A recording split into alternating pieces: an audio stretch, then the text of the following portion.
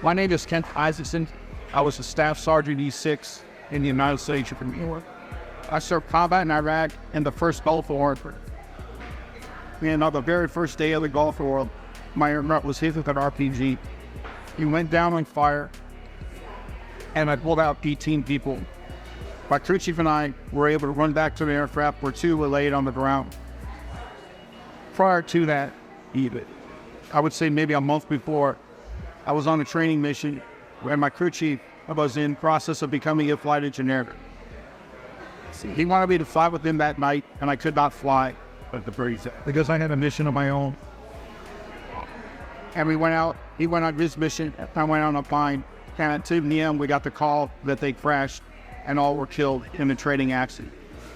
Why was the NCOIC in charge of picking up cleaning up that accident? And all I saw was a hand that was in the middle of the crash where I had to pick up my own crew chief. I carry these memories with me every single day.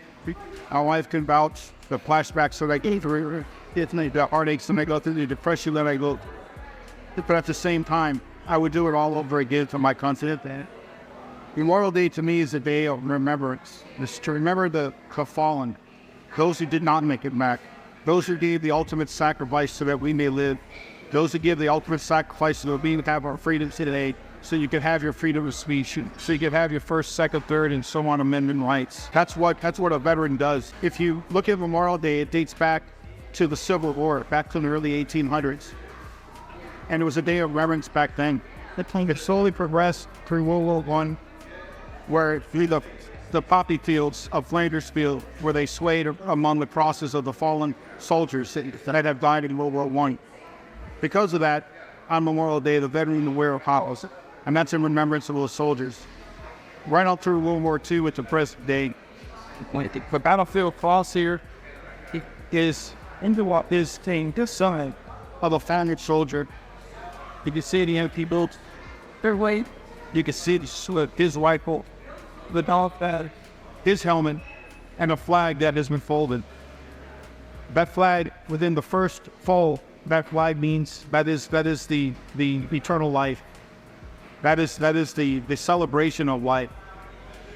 The second fold means that's our belief in the eternity of life, of the eternal life. And the third fold is used to be able to in remembrance of the fallen soldier, for those that have given their life so that we may live, so that we may enjoy our freedom.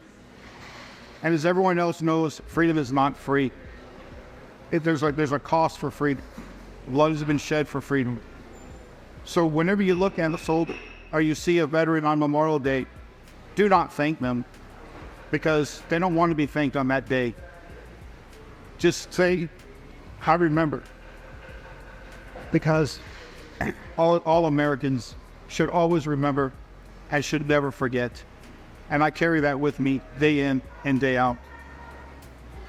That's my story. I'd like to turn it over to Dan.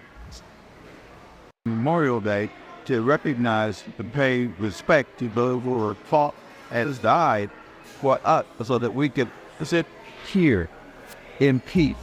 They have given the ultimate gift unto all of us, and without that, if we don't share the effect with us, then the question is, yet it's a payment. So all pay some, but some gave all, and for a world warrior, they are still given. I that means at least like one time of the U.S. we have more than their work hard time, and you call it the Turkey in the Middle East, well, Syria, Germany, but England. And so when the military says you can see the world, well, we see a lot more of the world than some people realize. But when we go from point A to point B, it's kind of interesting. If we look back, Memorial Day actually started after Civil War, where over 600 soldiers, or gray and blue, died during the Civil War.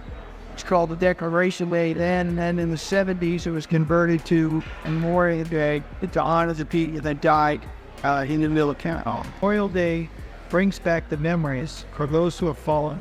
I've looked down at Normandy Beach when I was flying to Paris. It seemed what looks so peaceful, but knowing what happened during the Second World War there was phenomenal. I've been to many of the museums, including the Holocaust museums in Europe, and the different war museums around the world. I've been to Kuwait, seeing what happened there, Kuwait, during the war there. The Memorial Day, these people gave their lives for the freedoms we have in this country. I've traveled the world and seen the lack of freedoms that people have. I cannot say enough. We give enough thanks. It wasn't take privilege, the honor to serve our country.